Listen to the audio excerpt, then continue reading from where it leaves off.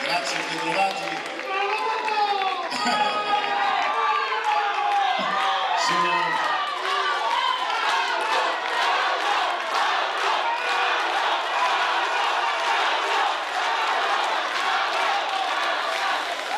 Grazie, sapete, a volte per emozionarsi non ci vuole tanto, ma basta questo poco che non è la quantità, è la qualità.